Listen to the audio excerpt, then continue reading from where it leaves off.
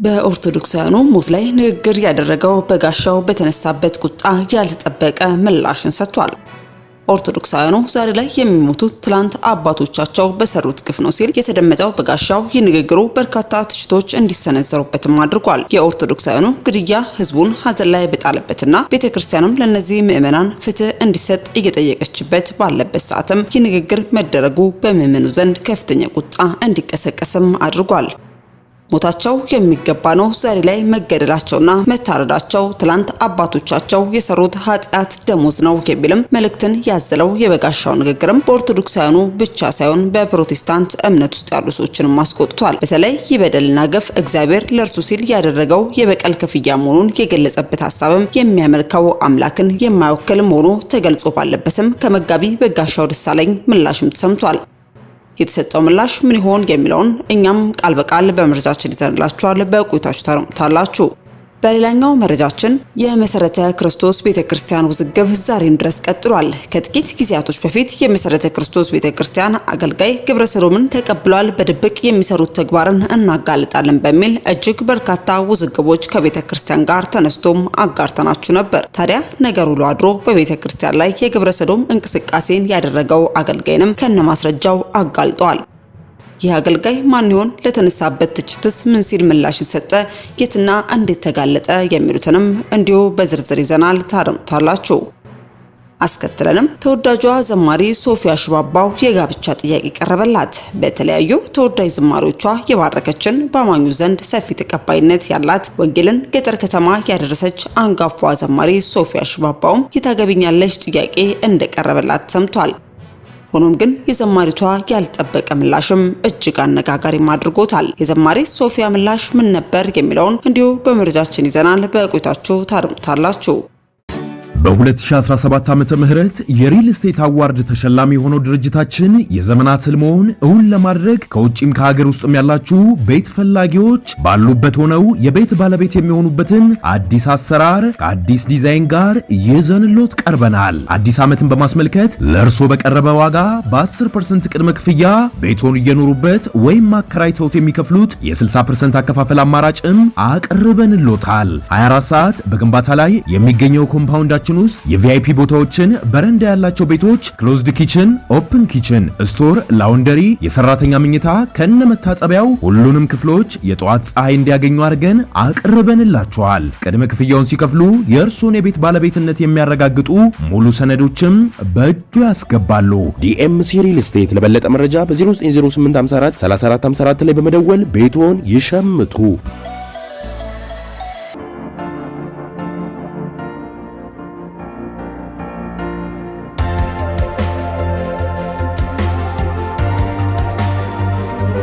አስቀድመን ወደ ያዝንላችሁ መረጃችን ስናልፍ የመሰረተ ክርስቶስ ቤተክርስቲያን ውዝግብ ዛሬም ድረስ ቀጥሏል። በመሰረተ ክርስቶስ ቤተክርስቲያን ውስጥ በአባልነት ያገለግል የነበረው መጋቢ ሄኖክ መኮንን የግብረ ሰዶምን እንቅስቃሴን ይቀበላል በሚልም በርካታ ትችቶች ተነስተው እኛም ወደ እናንተ እያደረስን እንደነበር አይዘነጋም። ታዲያ ይህን ተከትሎም መጋቢ ሄኖክ መኮንን ምላሽ መስጠቱን ተከትሎም ፍየሎዲ ቅዝምዝም ወዲያ የሚል ምላሽም ተበርክቶለታል። ግብረ ሰዶማዊነትን ተቀብሎ በሚያስተናግደው በአምባፕቲስት ሜኖናይት ባይብል ሴሚናሪ ተቀጥሮ የሚሰራው መጋቢ ሄኖክ መኮንን በማህበራዊ ሚዲያ ለተነሱበት መሰረታዊ ጥያቄዎችም በሰጠው ምላሽም የትኩረት አቅጣጫን ወደ መለስተኛ ርዕሰ ጉዳዮች ለመጠምዘዝም ሙከራም አድርጓል። ሆኖም ዛሬ አጽንኦት ሰጥተን የምንጠይቃቸው ጥያቄዎች ይኖራሉ። የመጋቢ ሄኖክ መኮንን መግለጫ ፍየሎዲ ቅዝምዝም ወዲያ ነው በማለትም ጌታውን ሄራሞም ለመጋቢ ሄኖክ መኮንን ምላሽንም ሰጥቶታል። በምላሹ ላይ እንዳለውም ከሆነ አንደኛ መጋቢ ሄኖክ አሜሪካ አባል የሆነበት ፕሮቴስታንት ቸርችም ግብረ ሰዶማዊነትን በተመለከተ መጽሐፍ ቅዱስ አጥባቂ ወይንም ወግ አጥባቂ የሚለው ቃል አይመቸኝም አቋም እንዳላት በማብራሪያው አሳውቆናል። ጥያቄያችን በግብረ ሰዶማዊነት ዙሪያ የመጽሐፍ ቅዱስ አጥባቂነት አቋም አለኝ የሚል አንድ ክርስቲያን ግብረ ሰዶማዊነትን አጽድቆ በተቀበለ የመጽሐፍ ቅዱስ ሴሚናሪ ውስጥ ተቀጥሮ መስራትስ እርስ በርስ አይጣረስም ወይ የሚለው ነው። ከግብረ ሰዶም ጋር በተገናኘ ቸርች ውስጥ መጽሐፍ ቅዱስ አጥባቂ ሆኖ በሴሚናሪ ግቢ ግን ማሊያውን ቀይሮ ለዘብተኛ መሆን የሚቻለውስ እንዴት ነው? አንተን ያሳደገችህ የመሰረተ ክርስቶስ ቤተክርስቲያን ከአምባፕቲስት ጋር የነበረኝን ግንኙነት ሙሉ በሙሉ አቋርጫለሁ እያለች ያንተ እዚያ መቆየት ብቻ ሳይሆን ተቀጥሮ መስራትም ህሊና ውስጥ የፈጠረብህ ግጭትስ የለም? ከቸርች አቋያ ግብረ ሰዶማዊነትን የምትቃወም ቤተክርስቲያን አፈላልገ አባል እንደሆን ሁሉ መንፈሳዊ ስራህንም በተመለከተ ተመሳሳይ ፍለጋ ለመከወንም እድሉንስ አላገኘህም? መረጃው እንደሚያሳዩ ከሆነ ግብረ ሰዶማዊነትን የተቀበለው እንደ አንባፕቲስት ሴሚናሪ ኢን ኖርዝ አሜሪካና አንባፕቲስት ሜኖናይት ባይብል ሴሚናሪ ወይንም ኤምቢኤስ ያሉ ሴሚናሪዎች ከኛ ብቻ ሳይሆን ከሌሎች መጽሐፍ ቅዱስ አጥባቂ ሜኖናይት ውግዘትን እያስተናገዱም ነው። አንድ ጻፊ እንዳሰመረው ሜኖናይቶች ሁካትን ወይንም ቫዮለንስን ቢጠሉም ለግጭቶችም እንግዳም አይደሉም። እውነት ነው፣ የሜኖናይት ስነ መለኮት ከሁከት ይልቅም ሰላምን የሚሰብክ ነው። መጋቢ ሄኖክም ስለ ሰላም አጥብቆም ይጽፋል። ሰላም የሚጀምረው ግን ከውጭ ወደ ውስጥ ሳይሆን ከውስጥ ወደ ውጭ ነው። በግብረ ሰዶማዊነት አጀንዳ የሰላም ሰባኪ ሜኖናይት ቤተክርስቲያን የቱን ያክል ሰላሟ ታውቆ ሁከት እንደነገሰባት ከ2000ዎቹ መግቢያ ጀምሮ ምን ያክል መከፋፈልና መገነጣጠል በቤተክርስቲያኗ እንደተፈጠረ ላንተ ማስረዳት ያለብኝ አይመስለኝም።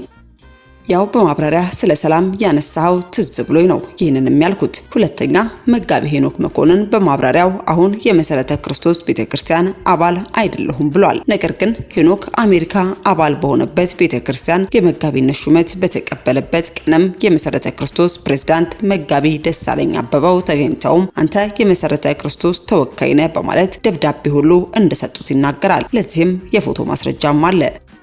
በወቅቱ መጋቢ ሄኖክም ደብዳቤውን በፌስቡክ ገጹ ከለጠፈ በኋላ ግን ትንሽ ቆይቶ አጥፍቶታል። ያጠፋበት ምክንያት ሊያስረዳን ሲችል ይሆን? ሶስተኛ ከዚህ ባለፈ መጋቢ ሄኖክ ሁልጊዜ መጽሐፍ ቅዱስን በግብረ ሰዶማዊነት ፊት እንደተሸፈነ አድርጎ የካርቱን አርቶችን የሚሰራውን የብራዚሉን የካርሎስ ላተፍ የፈጠራ ስራዎች በፌስቡክ ገጽ ላይ ለተከታዮቹም አካፍሎም ነበር። ካርሎስ የተባለው ሰዓሊ መጋቢ ሄኖክ በገጹ ላይ ከለጠፈው ስዕል በተጨማሪ ክርስቲያን በሚል ርዕስም የሌላ የካርቱን ስራ እንዳለው ይታወቃል። እናንተም ከቀናት በፊት መጋቢ ሄኖክም የመጽሐፍ ቅዱሳዊ ይዘት ያላቸውና ለግብረ ሰዶማዊነትም የሚወግኑ ስዕሎችን በመስራቱም የሚታወቀውን የካርሎስ ስራዎችን ገጹ ላይ ለምን እንደሚያሰራጭ በተጠየቀበት ጊዜም ምላሽ እንደመስጠት በብርሃን ፍጥነት በሮ የለጠፈውን ከገጹ ላይም አስወግዶታል። በእርግጥ ስዕሉን በለጠፈው ጊዜም ቢሆን በተለይ አንዳንድ ኢትዮጵያን በአስተያየት መስጫው ላይም እባክህ አስወግደው እያሉ ተማጽነውትም ነበር። መጋቢ ሄኖክ ግን ያኔ ለማስወገድ ፈቃደኛ አልነበረም። በቅርቡ ጥያቄው እየበረታበት ሲመጣ ግን ከመቅስፈት አጥፍቶታል። ለምን እንዳጠፋው ማብራሪያ መስጠት ይችል ሲሆን አራተኛ መጋቢ ሄኖክ መጽሐፍ ቅዱስን አኩስሰው ግብረ ሰዶማዊነት ግን የሚያጎሉ የካርሎስ ላተፍ ስራዎችን በገጹ ላይ በሚያካፍልበት ወቅትም ምላሽ ከሚሰጡት ውስጥም ግብረ ሰዶማዊነት ይገኙበታል። ልጥፉን ከማጥፋቱ በፊት ያጋራቸው ፎቶዎች ምንን ያመለክቱ ይሆን? ለዚህስ ምላሽ ይሰጠን ይሆን? አምስተኛ መጋቢ ሄኖክ በኤምቢኤስ ገጽ ላይ ብዙ ጽሁፎችን እየጻፍኩ ሴሚናሪው እስከዛሬ ድረስ አላባረረኝም በማለትም ጽሁፎቹን እንድናነብለት ሊንኩን አስቀምጦ ነበር። ሊንኩን ተከትለን ስንሄድ ግን መጋቢ ሄኖክ ግብረ ሰዶማዊነት ኃጢአት እንደሆነ የሚገልጽ አንድ ጽሁፍም አልጻፈም። ይህንን አቋሙን ባልገለጸበት ሁኔታም ሴሚናሪው የሚያባረርበት ምን ሌላ ምክንያት ይኖረዋል? የተመራቂዎችን ዜና እየጻፈ አልተባረርኩም ማለት ቀልድስ አይሆንብም? ምናልባትም ግብረ ሰዶማዊነት ኃጢአት እንደሆነ የሚገልጽ እኔ ያላየሁት ጽሁፍ ካለም ቢያካፍለን መልካም ነው። በመጨረሻም በመጋቢ ሄኖክ የፌስቡክ ገጽ ላይ የተመለከትነው የመጋቢ ደሳለኝ አበበና የመጋቢ ጌሹ ጀዊቻም የራት ግብዣ በግብረ ሰዶማዊው ቤተክርስቲያን እንደሚዘጋጅም የለጠፈው ማስታወቂያ ነው። ሌላ ጤነኛ ቦታ ጠፍቶ ነው ይህ ቦታስ የተመረጠው ወይስ እኛን ግራ ለማጋባት ታስቦ? እናም ውድ መጋቢ ሄኖክ መኮንን ከላይ ከተራ ቁጥር 1 እስከ 6 ለጠቀስኳቸው ጥያቄዎች መነሻዬ ሙሉ በሙሉ ለአንተ ፌስቡክ ገጽም ራስ የለቀቃቸው ማስረጃዎች ናቸው። በእርግጥ ሁለቱን ማስረጃዎች ለማጥፋት ሙከራ አድርጋል። ስለዚህ በመግለጫ ጥያቄዎችን የሐሰት መረጃ ናቸው ስትልን ምን ለማለት ፈልገህ ሲሆን ማለትም አንተ ያሰራጨው መረጃ የሐሰት ነበር እያልከን ነው? ያው መረጃው ካንተ ገጽ ስላገኘ ነው ማለት ነው። ሰው እንዴት ራሱ ያሰራጨው መረጃ የሐሰት ነው ብሎ ማብራሪያ ይሰጣል? ሌላ ከጥያቄዎች ጋር ምንም አይነት ቁርኝነት የሌላቸው ርዕሰ ጉዳዮችን ማንሳቱን ትተህ ለተጠየቃቸው ጥያቄዎች ብቻ ምላሽ እንድሰጠን በትህትና እንጠይቃለን በማለትም ጌታውን ሄራሙም ለመጋቢ ሄኖክ መኮንን ምላሽም ያለውን መግለጫ እንዲህ ባለ መልኩም አጋርቶ ተመልክተናል። አስከተለን ወደ ያዝንላችሁ መረጃችን ስናልፍ ተወዳጇ ዘማሪ ሶፊያ ሽባባው የጋብቻ ጥያቄ እንደቀረበላትና እጅግ አነጋጋሪ ያልተጠበቀ ምላሽ መስጠቷን በማህበራዊ ትስስር ገጿ ላይም መግለጿን ተመልክተናል። ባሰፈረችው መግለጫ ላይም እኔ የተወለድኩበት አካባቢ ያደገ አማርኛው ደስ የሚል የገጠር ለዛ የተላበሰ አንድ ወጣት ባለሀብትም ጎበዝ ነጋዴ በሰዎች በኩል አስተዋውቁኝ ብሎ ተዋወቀኝ። ምን ያክል ስራዎችን እንደሚያደንቅና እንደሚወደኝ ነግሮኝም የጋብቻ ጥያቄ ያቀረበልኝ። እኔም ስለ ቀና አመለካከቱ አመስግኜ በጌታ ነኮይ ብዬ ስጠይቀው አይ ጌታን አልተቀበልኩም፣ አንቺ ጥያቄን ከተቀበልሽኝ ጌታን እቀበልልሻለሁ አለኝ። ልጁ ፍጹም የዋህና ቀጥተኛ ሰው ነው። እኔም ለኔ ብለህ ሳይሆን ለራስ ብለህ ተቀበል ብዬም ጌታን የመቀበል ጥቅሞቹን አስረዳው። ከዚያም አንድ የምወደውን አገልጋይ ጠርቼ እሱ እንዲጸልይለትም አደረኩኝ። በነጋታው ይኸው ነጋዴ ደውሎ እህሳ አለኝ። ጌታን ተቀበልኩ፣ በአሁን ፍቅራችንን እንጀምር ሲለኝ አሁን መሰረታዊ የመጽሐፍ ቅዱስ ትምህርት ተማር፣ ከዚያ በኋላ ነው ደግሞም የጌታ ፍቃድ መሆኑን መወያየትም መጸለይም የሚቻለው፣ አሁን ስለምንም ጉዳይ ማውራት አይፈቀድም ስለው ከተማርኩ በኋላ እንጃልህ ብትይኝስ ሲለኝና በመማርህም የዘላለም ሕይወት አትርፈ መሄድ ነው ምንም አትጎዳ ስለው ብዙም አልተዋጠለትም። ከተወሰኑ ቀናት በኋላ የመኪና መሸጫ ቤት ሄዶም ደወለልኝና ነይ አሁኑኑ የ6 ሚሊዮን ብር መኪና በስምሽ ገዝቼ ልስጥሽም አለኝ። የምሩን እኔን ለማስደሰትና ለማሳመን አስቦም ነበር። እኔም ቆጣ ብዬ ምን ለማለት ፈልገ ነው ይሄ ለኔ ስድብ ነው ስለው በስጨት ብሎ እረ ይድፋሽ ምን ይሱናት አለ። አዎ ንቀት ነው ስለውም እረ እልም ያርግሻለኝ። እንደዚህ ማለቱ በጣም አሳቀኝ። ቆጣ ብሎም እኔ ላንቺ ካለኝ ትልቅ አክብሮት እንጂ ለማንም ልጃገረድ እንኳን ፈጽሞ የማላደርገው ነው ላንቺ አስቤ ልግዛልሽ አልኩ ሲለኝ የኔ ዋጋ እኮ ከልጃገረድ ዋጋ እጅግ ይበልጣል ስለው እየሳቀ ተይ እንጂ የሁለት ልጆች እናት መሆንሽን አትርሺ፣ እኔ ስላከበርኩሽ ነው ልግዛልሽ አልኩ ሲለኝ እኔም በገንዘብ ልታሳምነኝ መሞከረ ከክብሬ አወርዶ የሚፈጣፍጠኝ እንጂ የሚያከብረኝ አይደለም፣ አርፈ የእግዚአብሔር ቃል ተማር ብዬ ዘጋሁበትና የሩቅ ወዳጆች ሆነን ቀረን። ወንዶች ሁሉ ራሳችሁ ለፍቅር ወይንም ለትዳር ብቁ ለማድረግ ቀዳሚው የእግዚአብሔር ቃል ነው። በትዳር ውስጥ ገንዘብ በጣም አስፈላጊ ነው፣ ነገር ግን ዋና ነገር አይደለም፣ ዋናው የእግዚአብሔር ቃል ነው በማለትም ዘማሪ ሶፊያ ሽባባውም የጋብቻ ጥያቄ ቀርቦላት እንደነበር፣ ነገር ግን ይህ ጉዳይ አለመሳካቱን በመግለጽም በማህበራዊ ትስስር ገጿ ላይ እንዲያለ መልእክትን አጋርታለች። አስከትለን ወደ ያዝንላችሁ መረጃችን ስናልፍ በኦርቶዶክሳውያኑ ሞት ላይ ንግግር ያደረገው በጋሻው ደሳለኝ በተነሳበት ቁጣ ላይ ያልጠበቀ ምላሽን ሰጥቷል። ኦርቶዶክሳውያኑ ዛሬ ላይ የሚሞቱት ትላንት አባቶቻቸው በሰሩት ግፍ ነው ሲል የተደመጠው በጋሻውም የንግግሩ በርካታ ትችቶችም እንዲሰነዘሩበትም አድርጓል። የኦርቶዶክሳውያኑ ግድያ ህዝቡን ሀዘን ላይ በጣለበትና ቤተክርስቲያን ለነዚህ ምዕመናን ፍትህ እንዲሰጥ እየጠየቀች ባለበት ሰዓትም ይህ ንግግር መደረጉ በምዕመኑ ዘንድ ከፍተኛ ቁጣን እንዲቀሰቀስም አድርጓል። ሞታቸው የሚገባ ነው፣ ዛሬ ላይ መገደላቸውና መታረዳቸው ትላንት አባቶቻቸው የሰሩት ኃጢአት ደሞዝ ነው የሚል መልእክትን ያዘለው የበጋሻው ንግግርም በኦርቶዶክሳኑ ብቻ ሳይሆን በወንጌል አማኝ እምነት ውስጥ ያሉ ሰዎችንም አስቆጥቷል። በተለይ ይበደልና ግፍ እግዚአብሔር ለሱ ሲል ያደረገው የበቀል ክፍያ መሆኑን የገለጸበት መንገድም የሚያመልከው አምላክ የማይወክል መሆኑ ተገልጾ ባለበትም ከመጋቢ በጋሻው ደሳለኝም ምላሽም ተሰጥቷል። በሰጠው ምላሽ ላይም ለኔ ተዋህዶ ያደኩባት ፊደል የቆጠርኩባት ዲሲፕሊን ሆኜ እንድኖር ስርዓት ያስተማረችኝ አሁን በድፍረት የምሰብከው ኢየሱስን በፍቅር የሰበከችኝ ባለውለታዬ ነች። መላው የኢትዮጵያ ሕዝብ የተዋህዶ ልጆችም ይቅርታ እጠይቃለሁ ሲልም መጋቢ በጋሻው ደሳለኝም ከ8 ወራት በፊት አስቀድሞ አባቶች የታረዱት ባለማህተቦች የታረዱት ቤተክርስቲያን ላይ እሳት የተለኮሰው ትናንትና በሰሩት ግፍ ነው በማለት የተናገረውን ንግግር አስከትሎ የይቅርታ መልእክት ማስተላለፉን ተመልክተን እኛም ወደ እናንተ አደረስን። ግፍ ግፍ ግፍ በቃ እንዴ እኔ አምላክ የለኝም እንዴ? አምላክ አለኝ። እንዴት አገለግል እንደነበረ እኔ ነኝ የማውቀው። በረሃብ፣ በጥም፣ በስደት፣ በስቃይ ትልቆቹ አሁን አለቆች ምናምን የሚባሉት የሰሩትን ቤት ሰርቻለሁ እንዴ እኔ የሆነ ባንክ ያጠራቀምኩት ነገር አለ። ይሄን ስል ነው እንደሞኝ በቃ እንደሞኝ ይሄን ስል ነው። እና ይሄ ወንጀል ከሆነ ይሄን ማንም አያስተወኝም። ስፍራውን ግን እተዋለሁ። በቃ ወጣ። ከዛ በኋላ ስንት ነገር ነው የሆነው።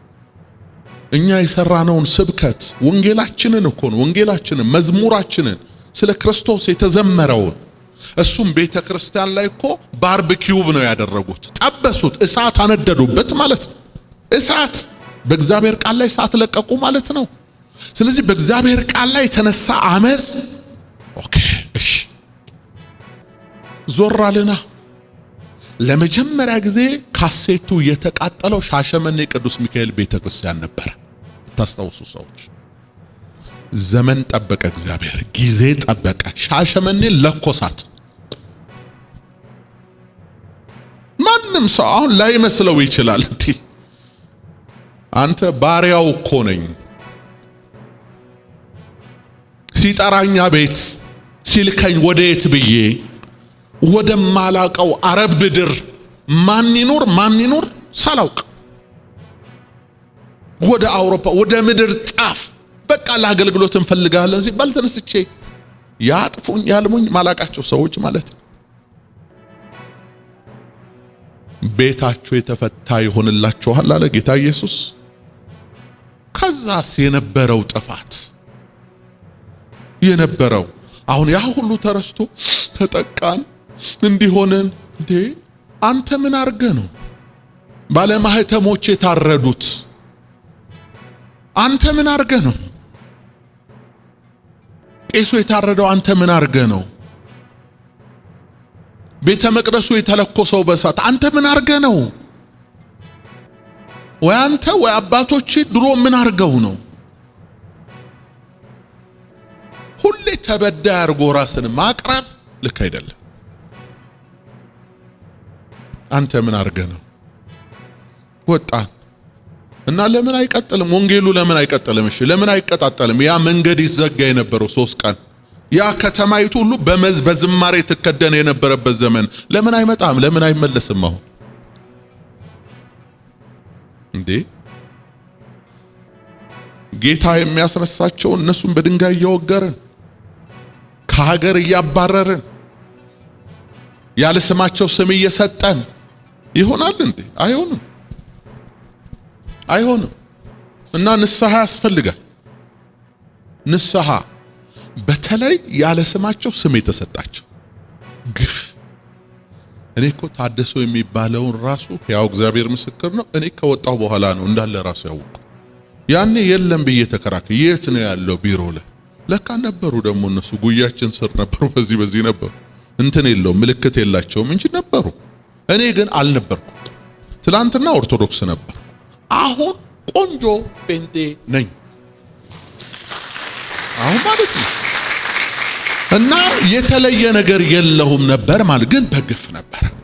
እና ያኔም እግዚአብሔርን ጌታ ሆይ ምንድነው ይሄ ነገር? ግን እኔ በዓል አላውቅ፣ ቅዳሜና እሁድ አዲስ አበባ የለው፣ ፕሪሚየር ሊግ የሚባለውን እኮ ኳስ አላውቀውም። እኔ በዜና ነው የምሰማው፣ ምክንያቱም አገልግሎት ላይ ነኝ እኔ ቅዳሜ እሁድ ሁሌ ማለት ነው። አንተ ወጣትነቴን ታውቀዋለህ። እና አብዛኞቻችሁ እዚህ ውስጥ ያላችሁ እንዲህ አይነት ዋጋ እንደከፈላችሁ አውቃለሁ፣ ስለምንተዋወቅ አብዛኞቻችሁ ማለት ነው። ይሄ ግፍ ነው። የግፍ ጽዋ ሲሞላ ግን ከፋያል፣ ይከፍላል። በቃ ለዛ ነው ክብር የለቀቀው። ለዛ ነው በቃ ለቋል ክብር። እና ናቡቴን እንደዚህ ባሉ ምናምንቴዎች ይላል አይደል መጽሐፍ ቅዱስ፣ ምናምንቴዎች ሰብስባ ሰድቧል። በቃ እሷ ብላቸው ነው ኤልዛቤል ናት በሉ ያለቻቸው አስጠንተው ያመጣሉ። በጋሻው እንዲህ ብሎ አስጠንተው አለ። የድምጽ መረጃ የለም፣ ፎቶ አለ የለም፣ ምስክሮች አሉ። አስጠንተዋቸው እኔ አገልግሎታቸውን የጋረድኩባቸው የሚመስላቸው ሰዎች፣ እኔ የነሱን እንጀራ የቀማው የሚመስላቸው ሰዎች እንዴ ህዝብ ቢቀበል ህዝብ ቢወድ እኔ ውደደኝ ብየው ነው እንዴ? መወደድ እኮ በእናንተ ላይ የሚያስቀምጠው ሰማይ ነው እኮ ሰማይ ነው። ምንም ማድረግ አይቻልም። እና የቅናት ዛር ምድሪቷ ላይ ተነሳ። በቃ ሰላም እስክታጣ ቤተ ክርስቲያኒቱ። ስለዚህ ለምን ይበጠበጣል? ዮናስ ወደ ባህሩ ይጣል እንጂ ናቡቴ ይሰዋ እንጂ። ከዛ ያናረጉ በድንጋይ ይወገር አለች ኤልዛቤል። ዳኛዋ እሷ ናታ። ይወገር ወዲያው ህዝቡ ሁሉ በደም ፍላት በቁጣ መጥቶ ወገረው ማለት ነው። ማያገናዘብ ህዝብ ተወገረ። አንዳንዶችም አሉ አሁን ተረኞች እዛ ቤት ሆነው ትንሽ ወንጌል ላይ የሚንቀሳቀሱ ወጣቶች መተዋል። እነሱ ላይ እየተነሳ ነው፣ እሳት እየተነሳ ነው። ያ ዘንዶ ያ የተኛው ያ ሐሰትን ብቻ እየተቀለበ ራሱን በዘመናት የሚያደልበው ብርሃን ሲበራበት የማይወደው ወንጌል ሲነገር የማይወደው የጌታ ኢየሱስ ክርስቶስ ስም ሲጠራ የማይወደው እነዚህ ልጆች ላይ እያስነሳ ነው። ማዕበል እያስነሳ ነው። ማዕበል እግዚአብሔር ይሁናቸው። በቃ እግዚአብሔር ይሁናቸው። አንዴ ከነከሰ አንዴ ከመረዘ በቃ ይሄው በ2017 ዓመተ ምህረት የሪል ስቴት አዋርድ ተሸላሚ የሆነው ድርጅታችን የዘመናት ህልሞን እውን ለማድረግ ከውጪም ከሀገር ውስጥም ያላችሁ ቤት ፈላጊዎች ባሉበት ሆነው የቤት ባለቤት የሚሆኑበትን አዲስ አሰራር ከአዲስ ዲዛይን ጋር ይዘንሎት ቀርበናል። አዲስ ዓመትን በማስመልከት ለእርሶ በቀረበ ዋጋ በ10% ቅድመ ክፍያ ቤቶን እየኖሩበት ወይም አከራይተውት የሚከፍሉት የ60% አከፋፈል አማራጭም አቅርበንሎታል። 24 ሰዓት በግንባታ ላይ የሚገኘው ኮምፓውንዳችን ውስጥ የቪአይፒ ቦታዎችን፣ በረንዳ ያላቸው ቤቶች፣ ክሎዝድ ኪችን፣ ኦፕን ኪችን፣ ስቶር፣ ላውንደሪ፣ የሰራተኛ መኝታ ከነመታጠቢያው ሁሉንም ክፍሎች የጧት ፀሐይ እንዲያገኙ አድርገን አቅርበንላቸዋል። ቅድመ ክፍያውን ሲከፍሉ የእርሶን የቤት ባለቤትነት የሚያረጋግጡ ሙሉ ሰነዶችም በእጁ ያስገባሉ። ዲኤምሲ ሪል ስቴት። ለበለጠ መረጃ በ090854 3454 ላይ በመደወል ቤቶን ይሸምቱ። ውድ የሻሎም ቲዩብ አድማጭና ተመልካቾቻችን ለሰዓቱ የያዝንላችሁ መረጃ ያደመጣችሁትን ይመስል ነበር። በሌላ አዳዲስ መረጃዎች እስከምንገናኝ መልካም ቆይታ